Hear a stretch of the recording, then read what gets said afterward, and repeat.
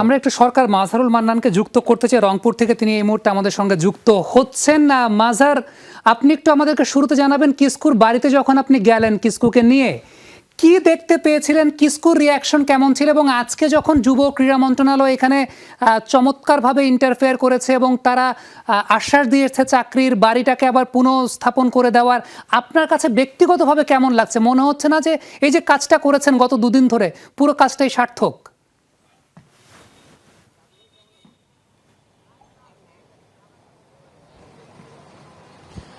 সামি, যে বিষয়টি আমি আপনাকে একটুখানি বলি, যখন ক্রীড়া মন্ত্রণালয়ে যখন এই কিস্কুর মাকে যখন টেলিভিশনে দেখেছেন এই কিস্কু, তখন যে কিস্কুর যে প্রতিক্রিয়াটি ছিল সেটি আমি একটু দেখবার চেষ্টা করেছি এবং আমি একটু দেখবার চেষ্টা করেছি। সেটি কিন্তু একেবারে অভূতপূর্ব ছিল।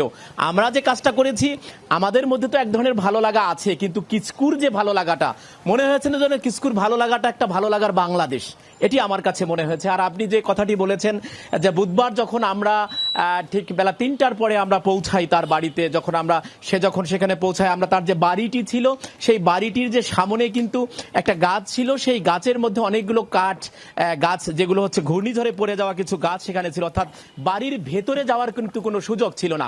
আমরা একটুখানি এনিয়ে বিনিয়ে সেখানে প্রবেশ করি। সেখানে প্রবেশ করে যে জিনিসটা দেখতে চাই, কিস্কু তখন আমার সামনে ছিলেন। আমি প্রথমে গিয়ে দেখতে পারি যে সে ঠিক যে ঘরে জন্ম নিয়েছিল, সেই যে টিনের ঘরটি ছিল সেটি কিন্তু একেবারে ঘূর্ণিঝড়ে পড়ে গেছে, এবং আরেকটি ঘর ছিল, সেই ঘরটির মধ্যে কোনো আর কিছুই নাই, অর্থাৎ দরজা খোলা ছিল, ভেতরে কিছুই নাই, ভেতরে একটা শুধু চৌকাঠের মতো একটা কাঠের একটা খাট ছিল আমরা দেখতে পেরেছি। এবং আমি তখন একটুখানি লক্ষ্য করবার চেষ্টা করেছিলাম যে কিস্কু কি করে। আমি দেখছিলাম যে কিস্কু কিন্তু বারবার একটু পেছনের দিকে যাচ্ছিল, তার পেছনের দিকে একটা টিউবওয়েল ছিল, এবং পেছনে আমরা যখন একটু গেছি তখন আর একটু ডোবার মতো একটা জায়গা ছিল। হয়তো সেই তার ছেলেবেলার অনেক কোনো স্মৃতি সেখানে মনে পড়েছিল।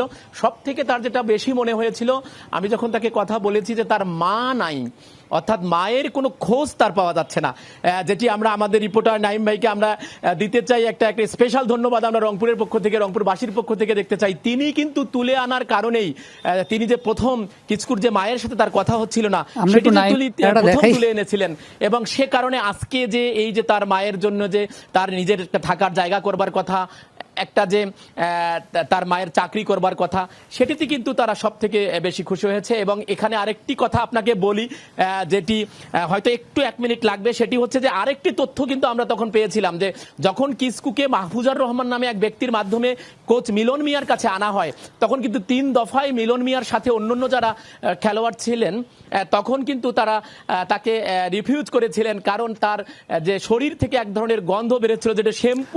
মান্নান, আপনাকে অসংখ্য ধন্যবাদ। আপনি অনেক ইনার স্টোরি আমাদেরকে বলতে চাচ্ছেন, আমরা হয়তো বা পরবর্তী কোনো এক সময় মান্নানের কাছ থেকে সেই গল্পগুলো জানার চেষ্টা করব।